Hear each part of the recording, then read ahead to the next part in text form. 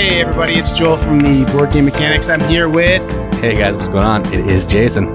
Jason, Merry Christmas. Merry Christmas. Yeah, on this podcast we say Merry Christmas. Yeah, America. America. I mean, I think other people outside of America say that too, but yes. I don't know. I'm obviously being a little funny because that's the crowd that gets really bent out of shape about Christmas is the America crowd. You know what? Like, I respect you if you don't want to say Merry Christmas, but you got to respect me if I want to say it. So that's where I'm at. Two-way street. Yeah, no, I get it. Merry Christmas, Jason. Merry Christmas to you too, sir. And Merry Christmas to you and the riveted who accept that. Otherwise, I respect you not accepting that. Yeah. Happy holidays to you guys. Yeah, I'll say that too. Happy holidays. So cool. Yeah, I don't know if I have any zany banter up top here. You know, I don't know. We've done a lot on social media this year, and I've really tried to keep kind of my ear to the ground on some of these Facebook groups. And like, you know what I've decided? Most of the time, it's just not worth it. Like, it's just not worth making that comment, you know, to try and correct somebody or to try and, you know, like fight the trolls. I'm like, it's just not worth it because they just love it, and it makes things worse. So that's my New Year's resolution, is not to feed the trolls. Oh yeah, I'm with you. Like, I comment occasionally, just like genuinely commenting, like saying I like something, and then it just turns into craziness. So I'm with you. I usually just observe and keep my words to myself. Yeah, but you know where our community is, that you can feel like everyone knows your name and everyone's glad you're there, and we'll cheer your name when you come in the door. It's the Riveted. So that's our little group over. We have our main Board Game Mechanics page, which is, you know, like a posting place for us, really. I think people can post to our wall there, but it kind of is hidden, so people can't see it too well. Right. But if you go over to the Riveted and you post, you pop up right there on the main page. So I know a lot of you guys have gone over there and done that, and man, that's really awesome. I really, really am enjoying that. So if you are over on the Riveted, say hi. If you haven't said hi yet, I think we've engaged a few new people this week. Really enjoy it. I got to meet one of the Riveted today. Well, I met him before, but he swung by and got to hang out a little bit with one of the guys here locally, which is really awesome. So my area, my part of the Midwest, doing a good job representing yourself in the Riveted. So that's pretty awesome. So the really best part about that, Jason, is when we have a Riveted con, like, we're going to have to go geocentric. So you got to drive 4 more miles this way than I have to drive your way. So yeah, I think I can manage. All the people in Ohio need to step up their game, though, because I know there's a bunch of them. Yeah, definitely the Indiana folks are making us look bad right now for sure. Yeah. Hey, by the way, we're definitely gonna get murdered in our sleep now because they know what states we live in. So yeah, they're big states. I think we'll be fine. And I'll tell you what, Jason, if they're coming to try and murder me in my sleep to take my copy of Gugong, they are going to be really disappointed, at least until January sometime. Yep, joke's on them. That's just Gugong Watch. We got to write that in every time. Yep. I really can't wait to get that. I'm really wanting to play that. So hopefully they get that stupid card sorted out. You know what's really fun too is when you're kind of critical of a game and then your co-host tags them and they like your status. And I'm like, oh boy. Well, somebody didn't listen to the podcast. So that's okay. Yeah, that happens. Yeah. Man, we got to figure out what board game company we're just going to like spit hate on them. I don't know. What board game company does no one hate? Like, that's what we got to figure out. Start a fake rivalry with someone. Yeah, that would be pretty funny. That'd be terrible for us. Let's not do that. They wouldn't listen to it anyway. It's fine. Put that one in the bad ideas column. We just tag them, and then they'll assume that it's good, and then they'll share it around. You know who I would not start that with? With Stonemaier Games, because I'm pretty sure Jamie doesn't sleep. Like, he just 24/7 has his ear on the pulse of the board gaming world. Yeah, I mean, it probably is true. I believe that.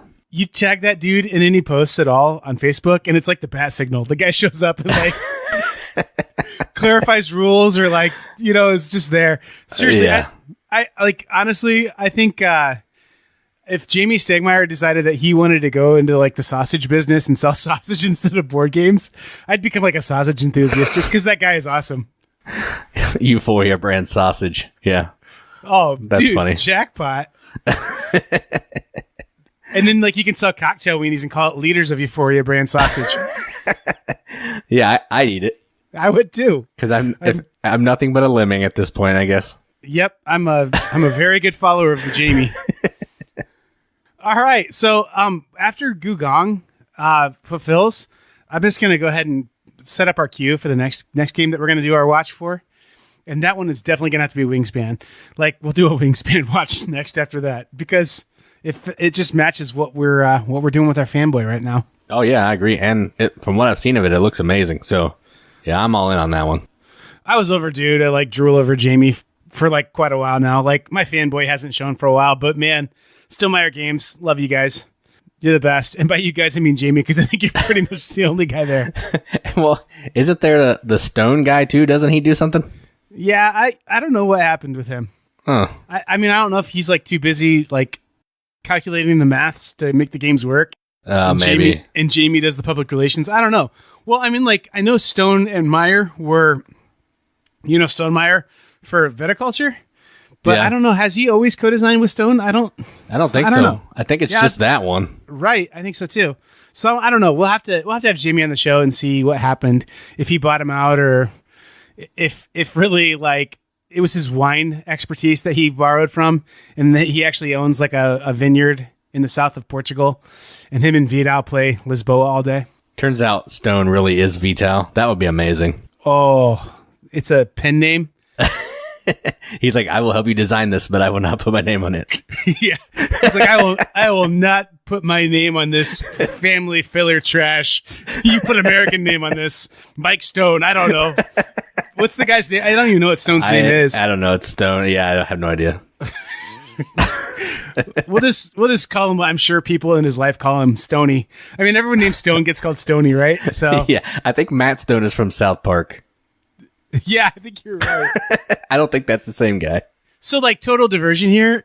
Like, they're in the bad idea column too. They have this ad campaign where they're doing this hashtag cancel South Park. Like, it's kind of hilarious to me. They're trying to get themselves canceled. Well, like, I thought about it and I was like, that's brilliant because they're going to say something super offensive to like some social justice group and they're going to start a campaign that's hashtag cancel South Park. They're going to be like, ha, beat you to it. Like, you're going to all of our promos now. That is pretty funny, actually. Those guys are pretty smart with what they do. So, yeah, that's interesting. Jason, we've done about 7 minutes of zany banter now and about 1.5 minutes of painful banter. But I don't feel bad about it because this is the week when everyone's going over the river and through the woods to grandmother's house. That's so true. They have extra time in the car to listen to this podcast. Yep. But Jason, don't you dare talk about any board game company that has curse words in its name because this one's for the kids. This is for the children in the car to hear. I will not. I will try to control myself. You better. All right. And by the way, we know we hooked you with this really clever title of our top 5 favorite games of 2018, but we're changing it up. We're doing our top 50 children's games for children 4 and under. Jason, your silence there tells me I've sprung too many ideas on you in the past that you might think I'm serious right now. Yeah, I maybe have one of those. I can do a top 1 maybe. I go ahead, do it. Dragon's Breath. Wrong. Hi-Ho Cheerio. No, I played that. That game's garbage. It's basically counting, right? I mean... yeah, pretty much, yeah. Yeah. All right. Well, you know what? I'm going to stop now just long enough for a bumper to play and for us to get this show back on track here.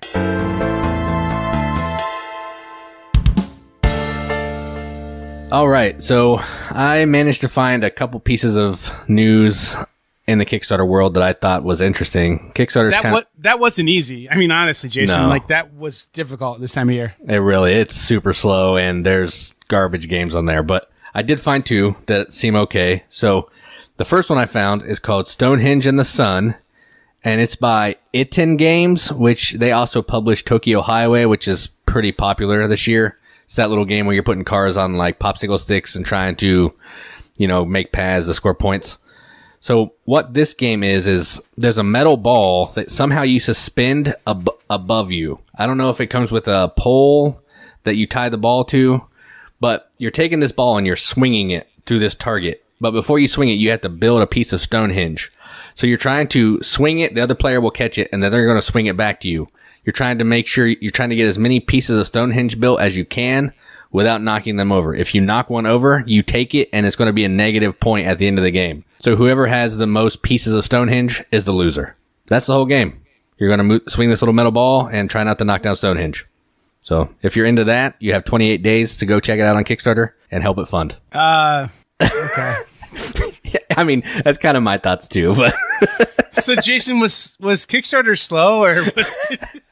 well, I mean, that company is pretty popular. Like Tokyo Highway, and there's like a whole Tokyo series. They've done pretty well. So I figure this one will probably follow in the same line. So I wanted to be on top of it and mention it before other people. So there we go. Hey, you did that. Mission accomplished, bud. Yep. So we'll see. It might be terrible. That's fine. But at least I mentioned it on our mediocre podcast. Well, I think, like, I looked at this too, and I think the things you're not mentioning that make it a little bit more interesting than what you're talking about is that you have to actually, like, anchor this to your, like, rafters in your ceiling because the metal ball weighs 75 pounds. So that's kind of cool. Like, it's a metal bowling ball. and the Stonehenge pieces are, like, almost life size. So that's pretty cool too. I don't know. It's kind of weird to call it a board game when you've got to play it in a gymnasium, but I mean, whatever. It's like tetherball meets a board game. Yeah. Oh, that's funny. But let's, okay. This is crazy, but okay, listen. Publisher of this and Tokyo Highway, listen to me clearly right now. If you make a giant size con version of this, patent pending. Right now, what I just said, I'm mailing myself this podcast to get a patent on this. So, if you do make a giant size of this, I don't care. It's fine. Just let me play, okay? That's all. Don't make me pay event tickets. Just let me play for free, and you can have this idea. There, I said it. I said my piece. Bring on the 75-pound metal ball. Meanwhile, you don't catch it. It pops you in the face, and you die. Yeah, I don't know if I want to play that. It's like Stonehenge in the Sun, brought to you by Dr. John Wellington, DDS. And he's like going to fix your teeth as you like playing the game. Yeah. This thing smacks you in the face, knocks all your teeth out. It goes from a nice little family game to something a little more tragic. Yeah. To the, what's the guy? Oh, shoot. Why can't I think of his name? You do that thing where I think of half an idea and I try and like on the air think of the rest of it. Yeah. Dr. What's his name? What's the board game publisher that's Dr. something? Dr. Finn. Dr. Finn. Dr. Finn Home Stitches Kit. Comes free with Stonehenge in the Sun. Yeah. Oh, that's funny. That's scary. Maybe that'll happen. We'll see. We'll check out 2019 if it's slow.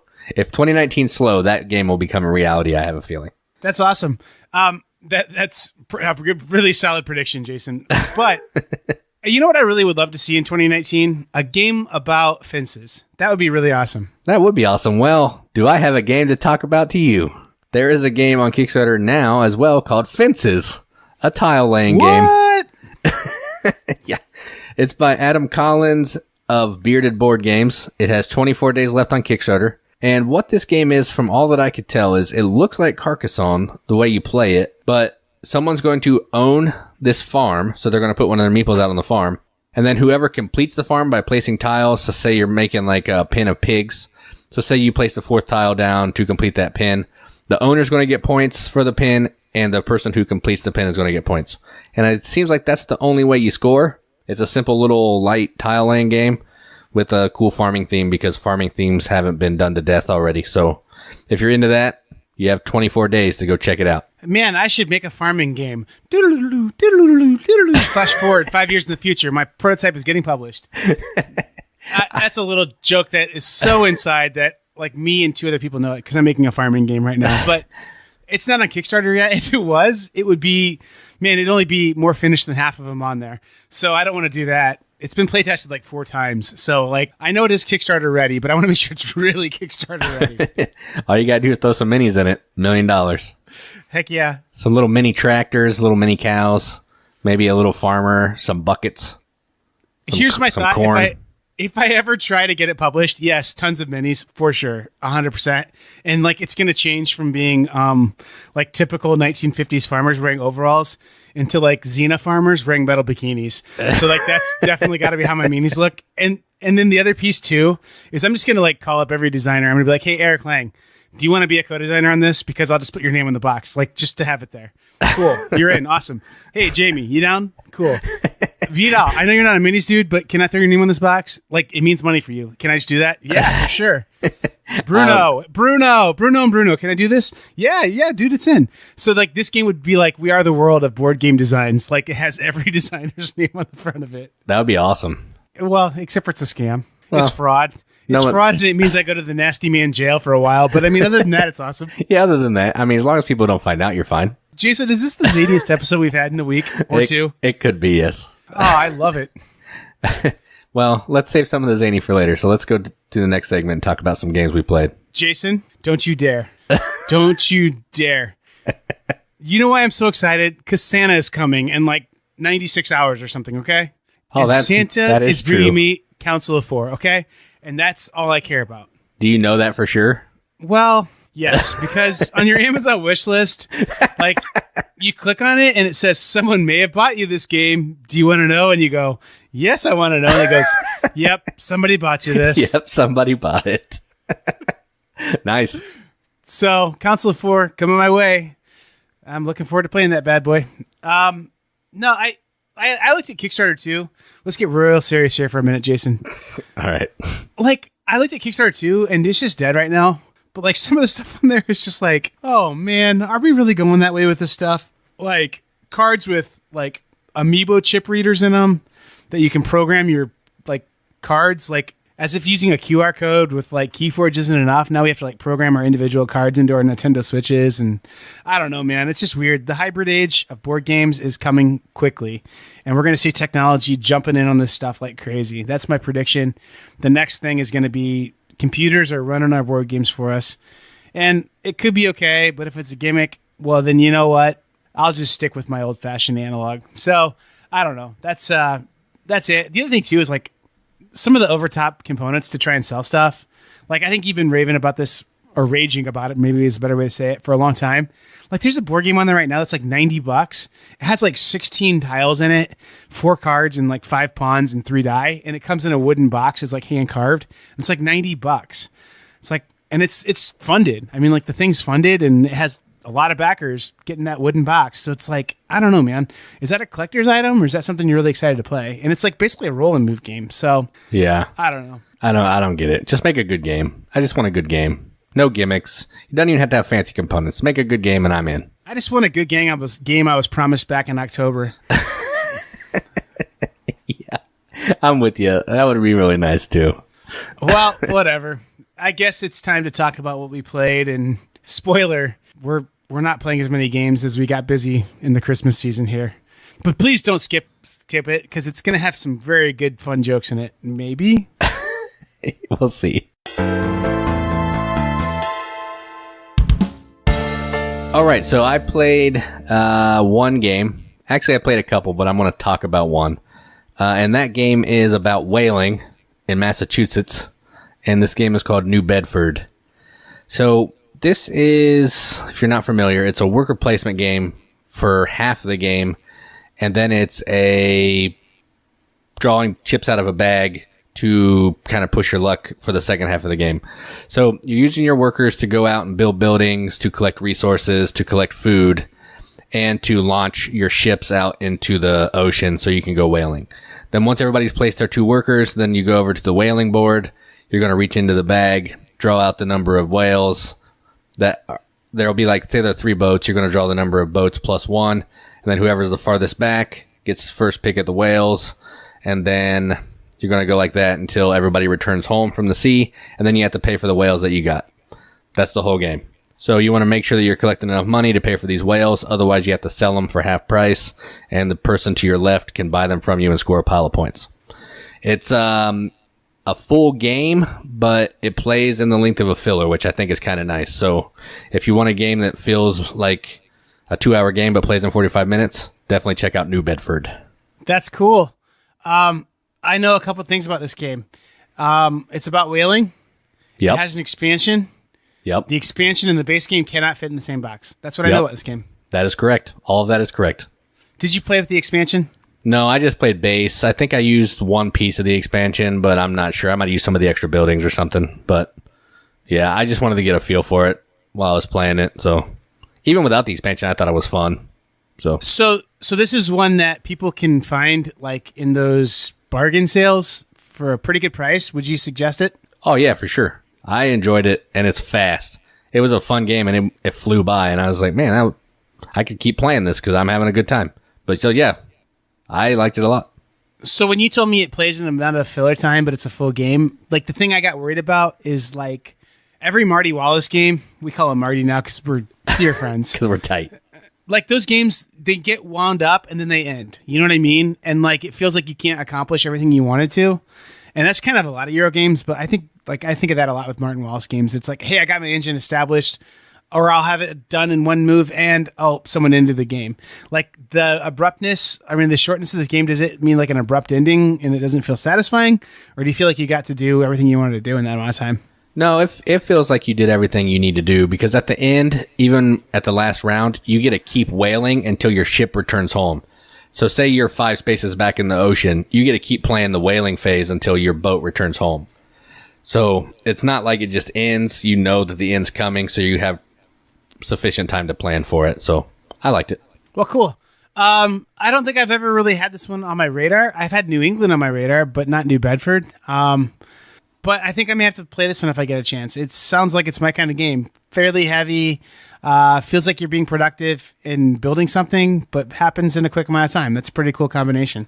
Yeah, the heaviness is pretty much just in decisions. It's not a heavy game. So just deciding what you want to do with your 2 guys and being restricted is where the challenge comes in. Sure.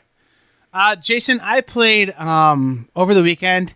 I played PETA and the can of paint challenge. All this game is where you go out and you take your can of paint and you spray paint all the copies of New Bedford because it's so inhumane that you're killing whales, Jason. Yeah. It's a game. Yeah, and people had to do that for a living and like for food to survive. Right, yeah. It's historic. It's not like they're glorifying it. They're just talking about what actually happened. Yeah. Come on, guys. It's not like he's, like doing this in 2018 in a zoo. Yeah. Come on, guys. We don't need blubber anymore.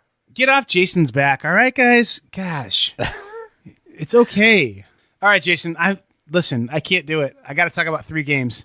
All right. I'm going to talk about 3 games, Jason. Don't try and stop me. Go for it.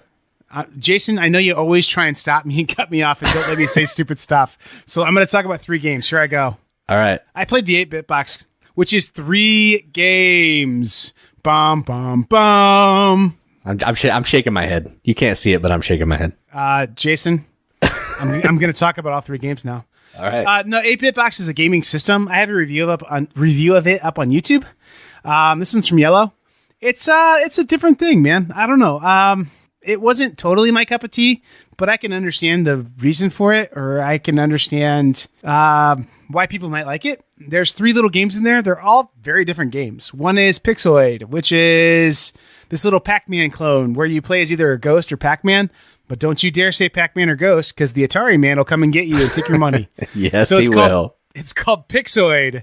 Pixeloid's a cool game, though. It's not bad. And the whole game series has at the root of it these little controllers with dials on them, where you can like do hidden selection of either like a symbol or a movement or a mount. But it's basically you just try and get your guy to intersect Pixeloid's path on the same turn or collide with Pixeloid, and you capture him. And there's 12 rounds per turn. So everyone plays as Pixeloid, everyone plays as a ghost a few times, and every Pixeloid gets 12 movements. And every time you do a successful movement without getting captured, you get a point. And whenever the ghosts catch you, they get the rest of the 12 points. So if we go 6 rounds, you get 6 points as Pixeloid. The ghosts would get the other 6 points that they share. Plus, there's these other bonus bigger sugar cubes that Pixeloid can get, kind of like on that unspoken Atari game that happened a long time ago, where you could get bigger white dots instead of the smaller white dots.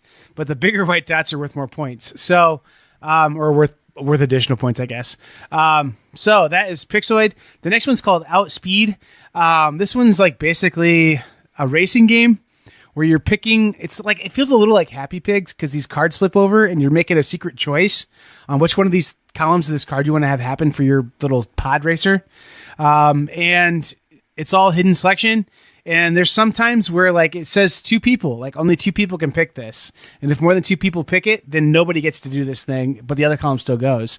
So it's kind of a push your luck, like play the other players kind of thing. But also, like, you get these little secret things that you can time out. You have to balance how fast you're going with the amount of fuel you have left. And there's magic fuel that you can get in the middle of the race to keep refueling. So it's just kind of an interesting game with secret action selection off these cards. A little like Happy Pigs, a little like every other racing game I've played. Perfectly fine. Probably the weakest of the 3 games in the 3 in the series. And then the best one that comes in the... So I don't know if I explained this very well, but these 3 modules come in this big box. So you get to play these 3 games within one box. So you pay for one game. It has 3 modules that are 3 different games in it. And then some of the components are shared throughout all 3 games. And it looks like an old 8-bit like video game console. The third one is called Stadium. And it's like a track and field game kind of, but it feels a little more like Mario Party or something because you're playing in 2 teams and you're doing these little goofy like mini games that are all kinds of different, just little mini games that you're playing where you do just kind of crazy stuff. Like the high jump or the pole vault is like you have a certain amount of energy you can spend throughout all the events. And once you deplete your energy, you really aren't a competitor anymore for your team. So like, it's like almost like a reverse auction. Like it starts off at like 12 and like, you can be like, yeah, I'm going to jump over it at 12 and spend 12 energy to do it. And then you get the gold medal for that event. But you're like, I don't think I want to spend 12 on it. And I don't think anyone else will spend 12 on it. So I'm going to wait till it goes down to 9 or maybe 7 or 6. And so it's like the auction thing is like reversed, like that it keeps going down. But the first person to jump over it gets the gold, then the bronze and the silver. And there's a bunch of games kind of like that where it's like all the players compete to try and get the top 3 prizes, or some of them are only 1 prize. But the other kind of cool thing in this game, in the Stadium game, is there's like a bunch of rounds of games. Then there's like final rounds, which are a little more complicated or a little more like involved and probably better games. And there are these rest stages. And so on the rest stages, like you're spending this energy the whole time and you need to regain energy. So during the rest stages, you can either play it safe and gain 2 energy, or you can dope. And the picture of the guy is like, he's like full of syringes, like he's doping. And like, if you dope, you get 6 energy. But if the other team picks investigate, then you get no energy and you lose one of your medals because like you got caught cheating. So it's got kind of a cool rock, paper, scissors thing going on there too. Just a bunch of little cool little mini games in that one. And that one's definitely on its own worth playing and having around. The other 2 are fine. But I think this one's a good system for people who are like, I travel and I want to take a game with me in the back of my car and take it to grandma's house and have several things to play. And it's a like lightweight, accessible family game kind of thing. I think they're all probably ages 8+ playable. So it'd be fun for that. For guys who like real heavy Euros and stuff like you, probably not. But I don't know. To each their own. 8-bit box. I think it runs like $30-ish online too. So not bad. You get 3 little games for the price of 3 fillers or 1 regular game. So, yeah. Yeah, that Stadium one did look really cool. I watched your review and thought that of all of them, that one looked like the most fun for sure. So I'm with you on that. But that said, I think my assessment is it'll stand that it's not for Jason. Yeah, I could tell that from watching. But it does seem cool for people who could be into that. I kind of like the pickings, everybody's simultaneously revealing. I like that in game. So that was one thing that kind of drew me into that box. Yeah, it's definitely well thought out, and I think that there's a lot of promise for there to be other games in that system that will come out, because there's an expansion slot that doesn't have a game in it, so they're talking about other games already. So I think that's cool too. I think it'd be really cool if they sold like boxes that are like half the height or half the width, and then you could put even more than 3 games in there or 4 games in there. So I don't know, I think they'll just jam that thing full of little modules and it'll be pretty cool. I liked it just fine though, and that's from Yellow. Cool. Yeah, that's about it. I don't know. I think board game playing gets a little slow around Christmas time too. I think that like I've had probably 4 board game meetups in the last 2 weeks that I've had to say, yeah, I can't do that. I've got a, like Christmas thing or school thing or work thing or weirdly enough, a funeral to go to. But I've just had stuff going on that I couldn't hang out and play board games very much. So it's been kind of slim pickings for me. But I'm looking forward to those lazy winter days when no one's doing anything, but sitting around the cozy fire or table and playing board games. Yeah, I don't want to play board games around a fire. That might be bad, but I'll sit around the table. Yeah, for sure. That is a part of the PETA game, is that you burn whaling board games. So yeah, I can see that. I'll bet there's a PETA board game. I'll bet there is.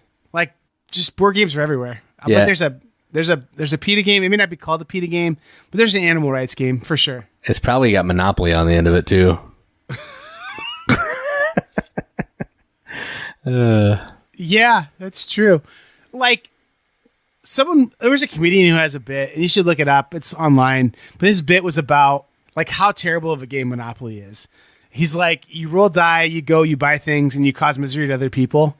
And he's like, worst case scenario, you go to jail. But what happens in jail? Absolutely nothing. Like you still get to make lots of money until you bribe your way out of jail. So then you leave. And he's like, the worst thing that can happen to you in the whole game is you land on a space that makes you pay your taxes. He's like, how is this not like, yeah, it's true. I never thought about it. That is true. It's really true. Uh, So that was not my bit. That's some comedian who's pretty funny, and I think the bit's way better than I just described it. So go find it. But yeah, and then learn it and tell it to Grandpa at Thanksgiving next year. Right. Or Christmas this year if you're really ambitious. True. But speaking of that, we need to talk about our top 5 favorite games of 2018. Okay, fine. We'll do it right after this bumper, I guess.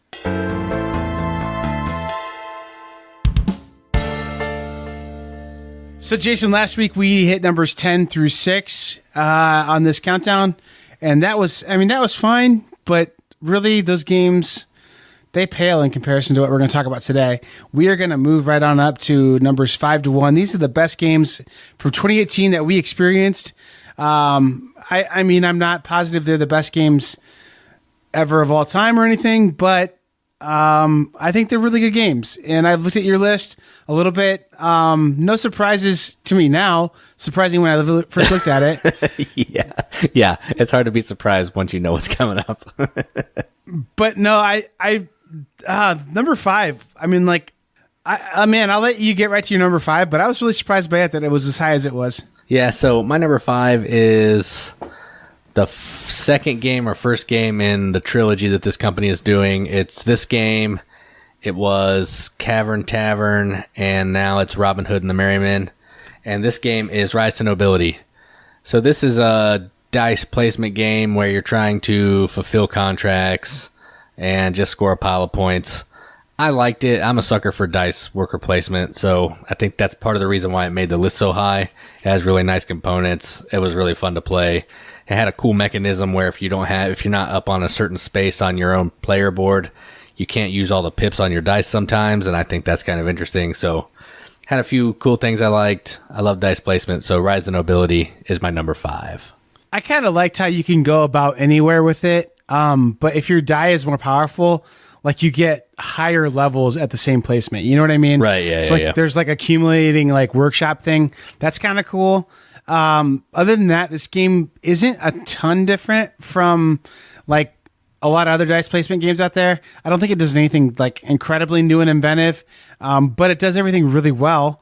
The only thing that I think I've mentioned before that I didn't care for on this game is that bottom right-hand corner where you just basically buy points. Kind of feels a little gimmicky. It feels like it's a lot of work to get like just a few little points too.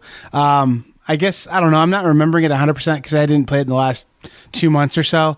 But that bottom right-hand corner area where you just like, I don't know, it just kind of felt a little tacked on. Other than that, though, it's a really good game. Yeah, I never used that bottom thing when I played. It was just there for take up space on the board or something. I don't know. That's pretty funny. That's kind of how I felt about it too. Like I was just, I mean, I'm sure there's a strategy to taking that stuff and it would make you more competitive, but I was just so interested in doing all the other fun stuff that I went and did it instead. Right. Yeah. So I agree. This is one where I would recommend a non-deluxe edition over the deluxe edition because the deluxe edition die are just not that awesome. I mean, they're ornate and cool looking, but they're not practical. So, I don't know. I think that this one, if you can get just a base game, grab it. If you find a deluxe edition, Kickstarter, mega awesome deluxe edition, cool, go for it. But just know that those die in there are pretty decked out, but makes them kind of tricky to read a little bit. Not horrible. Yeah, it's not bad. But yeah, I would agree. Just some regular dice would be sufficient. Did you have the weird looking, like I have to look twice at these die when you played? Yeah, my buddy had the full deluxe version, so he had all the like fancy shaped resources and the board that was nighttime on one side, I think, too. I don't know. I don't know that nighttime changes the rules a lot, but it is a variant that is included in there, so that's worth thinking about too, I guess. Right. But yeah. Well, cool. This is one, Jason, my number 5 is one that I had a lot of buyer's remorse about right when I bought it. Like, I bought it the first day at Origins because I was afraid it was going to sell out. And then I was like, I just spent what on what? So that was Heroes of Land, Air, and Sea. I was like kind of, I don't know. I was kind of like, oh, I can't believe I spent this kind of stacks on stacks buying this deluxe edition with like every expansion you can get. I got suckered. I got the carnival sell of step right up and buy this now, and you'll only be able to get this deal now, never again in your life. And I felt pretty bad about it, and I was kind of bummed about it. And then I realized it really was a good deal, and the stuff that I got for like $150, I think probably in the secondary market now is selling for quite a bit more than that. So no regrets there. But I really did like Heroes of Land, Air, and Sea. It felt like a pretty cool civ building game. Has minis in it, so Jason will never play it. But it does have cardboard junk too, so maybe he will play it. So a cool game, and it really is a tiny epic game grown up and made full-fledged, big version of it. It's pushing my number one civ building kind of civ development game, 4X type game, being the best one. I really do like it a lot. Pretty neat game, and that's Heroes of Land, Air, and Sea. Yeah, this isn't. I don't think this is in my wheelhouse because it's got combat and all that mess. But it does look neat. I saw some people playing it. I can't remember where I was, but I saw some people playing it and it looked pretty cool. So yeah, I don't hate it. It's just not for me. I know that. Surprisingly, not that much combat in it. I mean, like there is, but it's not a fight game. It has fighting in it, but it's more than Scythe. But it's like one of those games too where you hurt yourself enough and burn enough up when you fight that you don't really want to do it that much. I mean, so I don't know, at least the way I've played. So I think it's cool. I think it'd be worth playing once maybe for you, but I don't think it is your thing for sure. Yeah, that's cool. So my number 4 is a game based on an Edgar Allan Poe book. I mean, in name only, and I guess the theme, but this is The Masque of the Red Death. This is a game that came out this year from, I believe, IDW. And this is a game where players are playing as a character from the book, and they're trying to figure out when the Red Death is going to hit this party that they're at. So there's going to be some different times that have some cards hidden in these piles. You're trying to play cards from your hand to figure out which time is missing, so you know when the Red Death is going to hit each room. So he's going to hit each room in a certain order, but you don't know when. You don't want to be in the room when he shows up at that time, or you die. So the more you know about where he's going to be and when he's going to be there, the better of the programming you can do at the end of the game to ensure that you're not in any of the rooms that he's going to be in. It's a cool game. It's a little mean because you can mess with other players and knock them back on the point track. But I had a great time playing it. The deduction was cool. The memory element's a little high, so if you're not good with memory, this may be a game that is not for you, but I dig it, and that is Masque of the Red Death. Got it. This Cask of Amontillado board game. Oh, wait. No, Flask of the Red Death. Dude, that movie's amazing. Mask of the Red Death. I love that movie. Do ya? Yeah, dude, Vincent Price is my man. I've seen like all of his movies. I love him. That's a book that my son read as a freshman in high school, and I was like, that's intense, man. Like, yeah. bricking people up and stuff. I don't know. That's pretty intense. It is a little intense. The movie's really good, though. And then, like, after he read it, he was like, hey, Dad, I've got a really cool and rare board game in the corner of my bedroom. Do you want to go see it? And I was like, wait a minute. I know what's going to happen to me if I go in there. Yeah. That's funny. This was a really hard list to put together, Jason. There's a lot of good games that came out this year, for sure. Yeah, I agree. Anyway, last game, Heroes of Land, Air, and Sea, I know wasn't your thing. My number 4 game, though, is clearly your thing. Empires of the Void 2, a game that has combat and happens in space, is definitely your thing. I know you love it so much. I'll let you go ahead and just talk about it, Jason, because I know it's. Oh, never mind. That's a very good joke that I just made, because Jason hates those things. Yeah, I asked for this game for Christmas time, actually. Did you? No, I'm just kidding. Oh, that was a very good joke, too. It's a really good game. It's got action selection that is at the basis of it. It's got a really fun component for it too. Like it's got a pretty absurd like action selection component.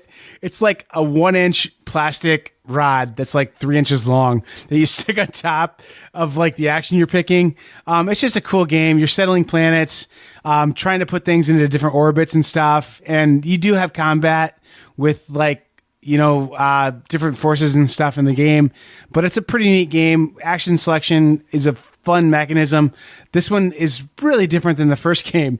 To me, I didn't know if this was going to be a streamlined version of the first game or just something different, and I would put it in the it's something different category. It's a Red Raven Games game, and you didn't hear a lot about this one. I almost wonder if this one would have done better if he wouldn't have called it Empires of the Void 2 and rather called it like something else that happened in the same universe, So I think the fact that it was a sequel board game was kind of weird, but I really did like this game a lot. My son says it's his favorite game of all time. So, wow. Or near it. He said Dinosaur Island might be it now, but he didn't have to put the game away. So, yeah, for sure. But he really liked this game a lot, and I did too. It's a little long, and it has combat in it. I think, Jason, it's going to be one that I won't bring to our board game meetups because you won't be too into it, but it's with the right crowd, a really fun game. Really enjoyed it. A little expensive, but I think worth it. There's a lot of good components in the box. That was Empires of the Void 2. Yeah, that's cool. I definitely need to play a Red Raven game because I haven't played one yet, so this probably wouldn't be the one, but I definitely want to play probably Near and Far or Above and Below or something here soon. The one I would say to you, Jason, that you should play based on like what I know about your tastes, I would say Artifacts Inc. is one that you would really, really enjoy because it has dice placement in it. Right. And I think another one you would really enjoy is Above and Below. I actually think you'd like Above and Below better than Near and Far because Near and Far has more thematic things and storytelling kind of things in it.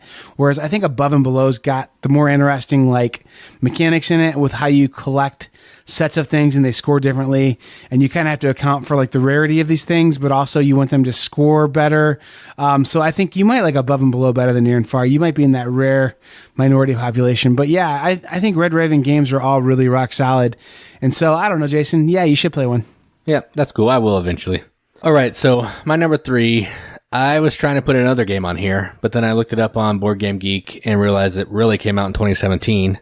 So that game was going to be Demon Worker, but since it didn't come out in 2018, I nixed it. So I'm going to make my number 3 Symphony number 9, which is from Moa Ideas Games. I still don't think this game's out in America. It's only in Taiwan.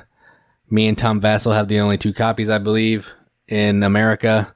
So if you want to play it, sorry. This is an economic game where you're making these classical musicians more famous by taking cubes off of them. You're going to use these cubes to get favor from them, which are like stock certificates. And then you're going to use your performance tiles that you got to perform a concert. And if you have the certain colors based on a bidding round, you're going to get a certain pile of cash for however many of each of those cubes you have left.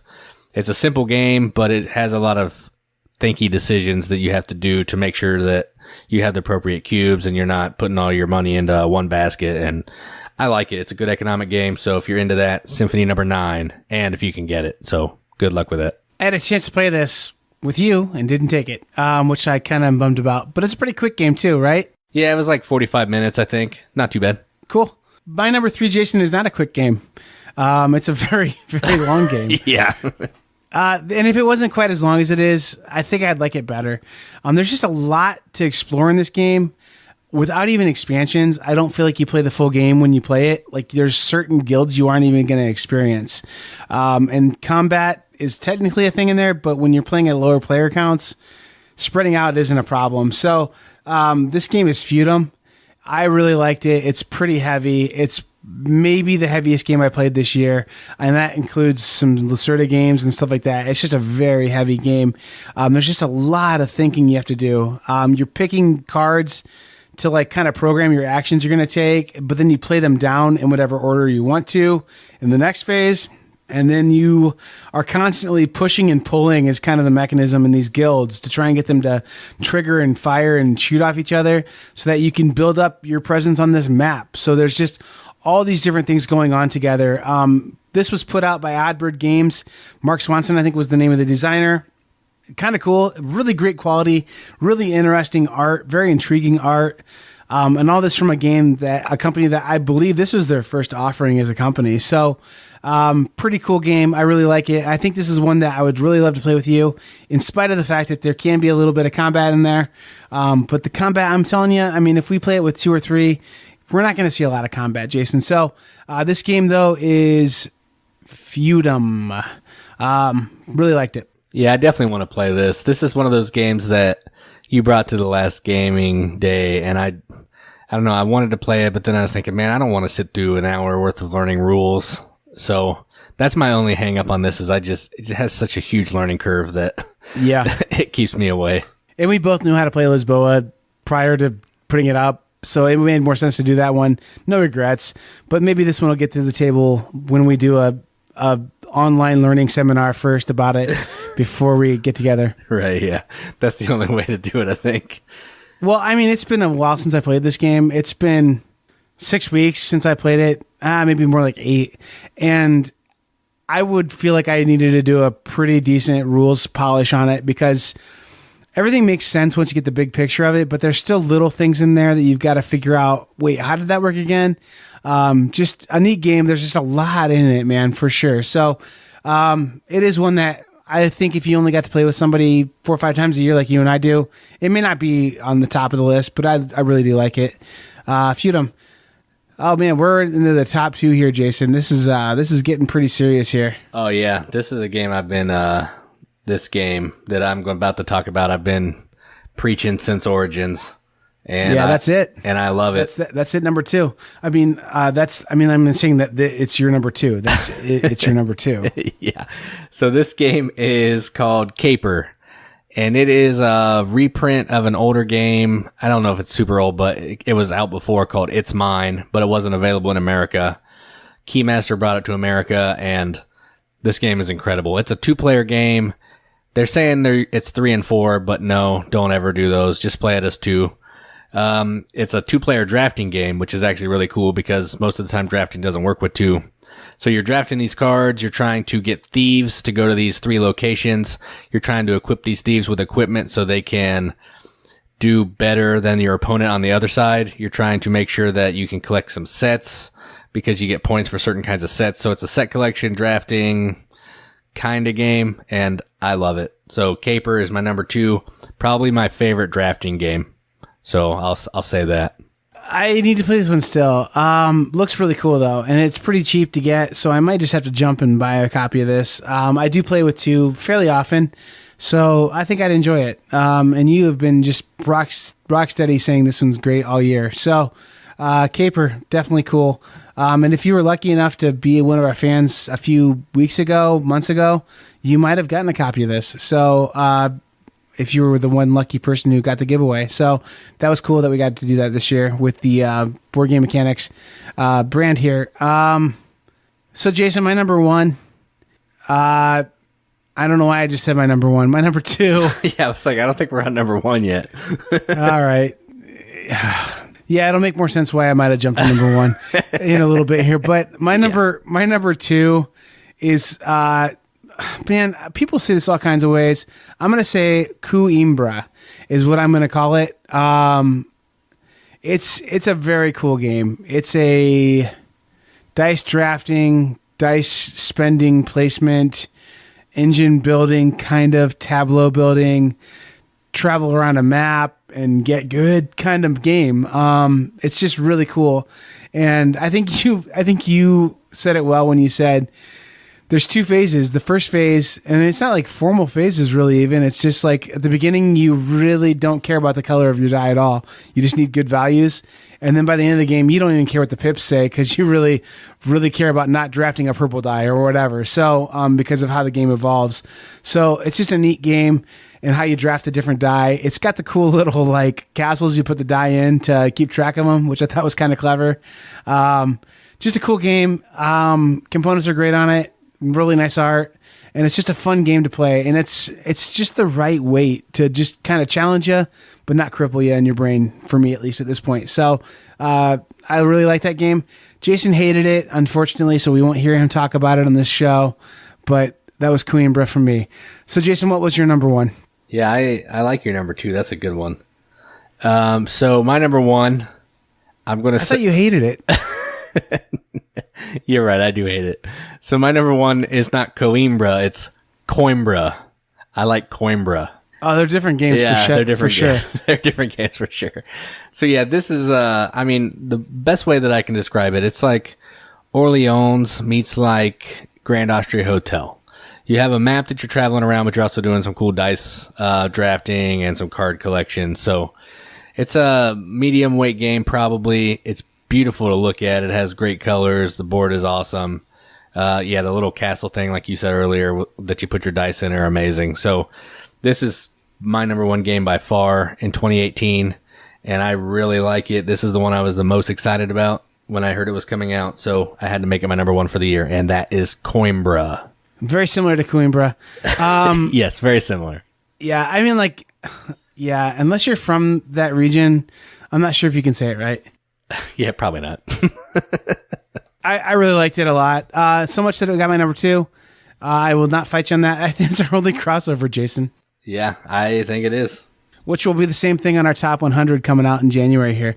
We'll only have one crossover game. Yeah, I'm sure. In our top three, probably. Yeah. Well, I had one game that I did like a little better than this one. And I don't think you would have liked it better if you played it, but that's AuZtralia from Martin Wallace. It's crazy some of the stuff Martin Wallace is making nowadays. It just doesn't feel like Martin Wallace games. And this one's amongst them. It has train laying and stuff, but it's like you're fighting Cthulhu beasts the whole time and trying to defend a camp. And it's just a cool game of kind of action selection, putting cards into your tableau in front of you to get their benefits, just picking different actions, spending resources, and trying to improve a network of train tracks so you can go fight monsters better. And it's got like a semi-cooperative thing on it too, where if you don't fight the monsters well as a player base, the monsters are going to win because they get points at the end of the game based on the value of them. So if you don't do well as a whole group and you mess each other up pretty bad, then you both can lose, but you really want to try and beat everybody else. So it feels a little like Legendary or something like that, a little bit, where it's like you want other people to do well, but not that well. So it's a cool game, AuZtralia.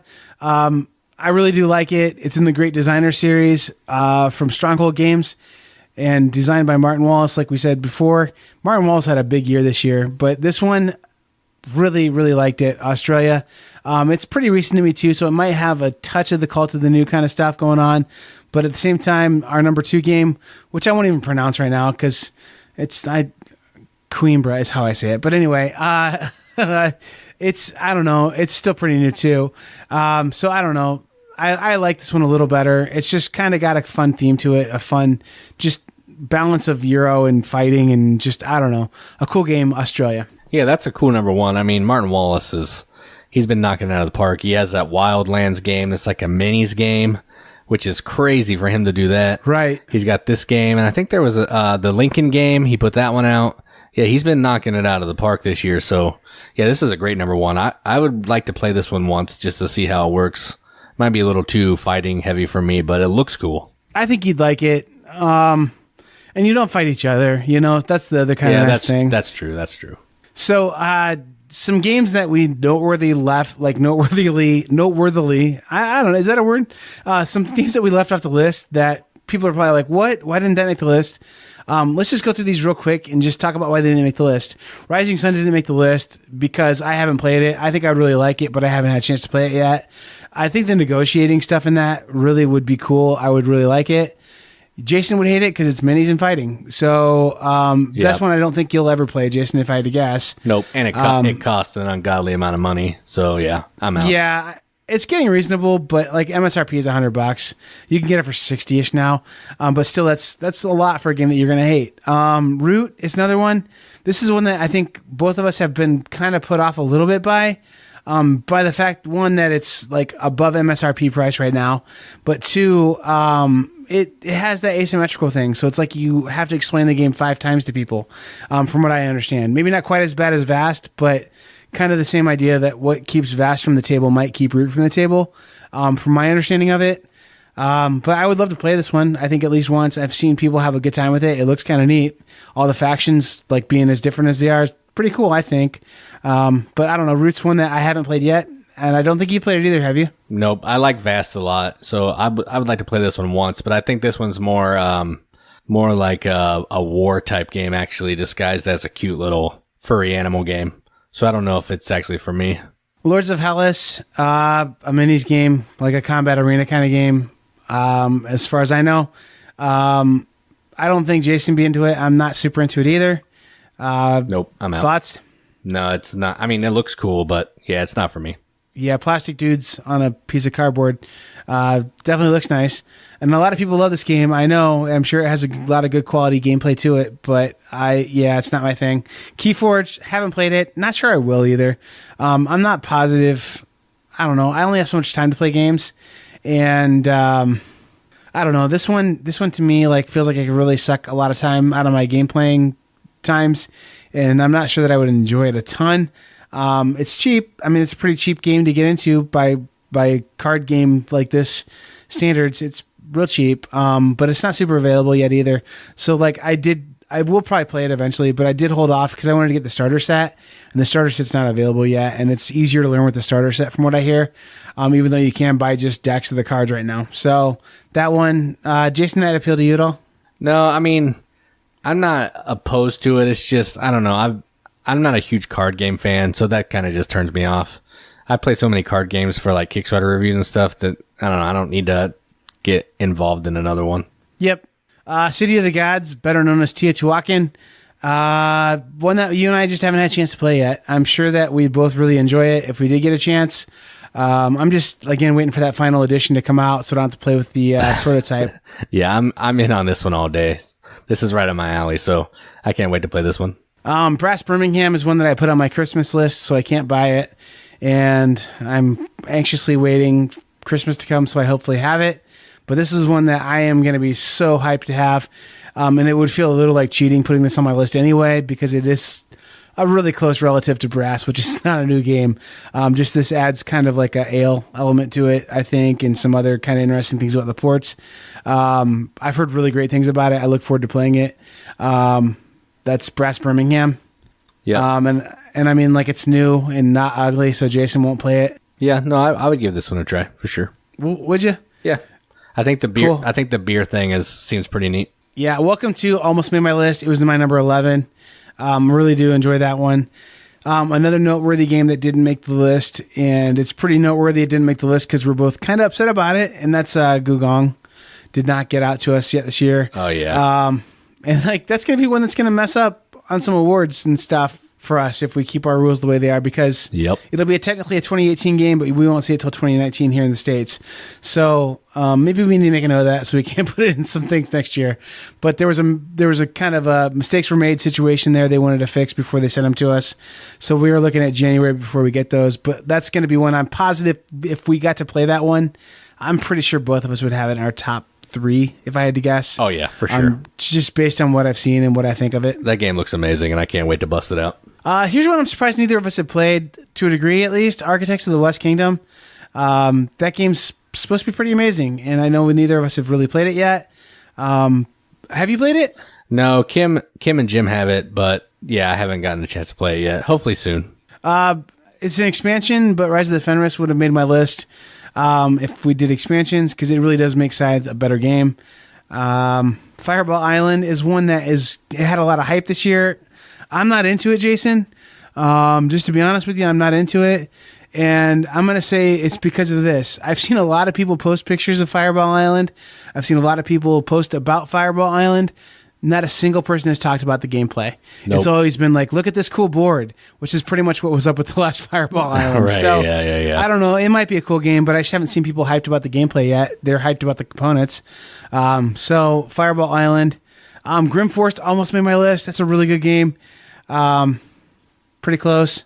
Yeah. Yeah, I got a couple that I just wanted to mention really quickly. Railroad Rivals. That's a good game that I thought about putting in my list, but the 2-player game is subpar, so I left that off. I also like Soul of the Empire a lot from Kara Games, but it's a little too fighting heavy for me, but great game. And I also dig Palm Island, which is a solo game where you're holding the cards in your hand. That was pretty hot this year, and I really dug that one as well. Also on my list, stuff that we haven't mentioned that I do like, but just didn't quite make the list. Decrypto is an excellent party game. Very good. Part of the reason why I can mock Codenames now because I think this game's better than Codenames to me. Hail Hydra is a cool one. This is one that if it came out in a world where Secret Hitler wasn't a game, would be very, very good to have. Very, very highly rated. But I don't feel like it does anything Secret Hitler doesn't do. It's kind of cool because the theme isn't as offensive to people maybe, so this might be one you could get out with more particular or sensitive crowds about that Hitler thing. Ticket to Ride New York is really good too. A very short 20-minute version of Ticket to Ride that feels pretty gratifying. Reef, I own it. Have played it a couple times. It's fine. I just don't feel great about it. It's not a top 10 for this year game for me. I like it. I think that's a good game. Didn't make the top 10 though, did it, Jason? No, it's not top 10 worthy, but it's a good game though. Yeah, it's perfectly fine. For sure. Detective is another one too that's really good. It's an experience more than a game, so I don't know how to rate it quite yet.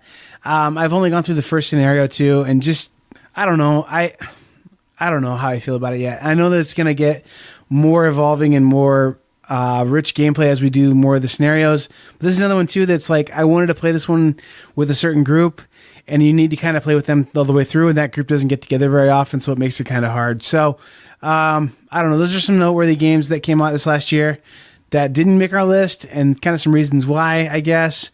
What did we miss? What's your favorite? Go ahead and post over on Facebook and let us know that.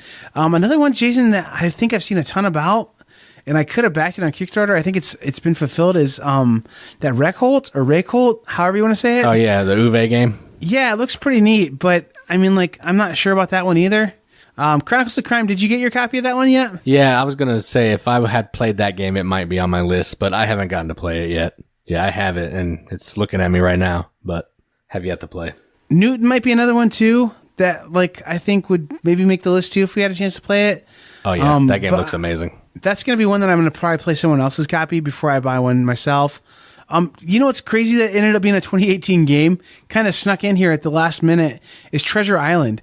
That one fulfilled 6 months early or something. People are starting to get their copies of it.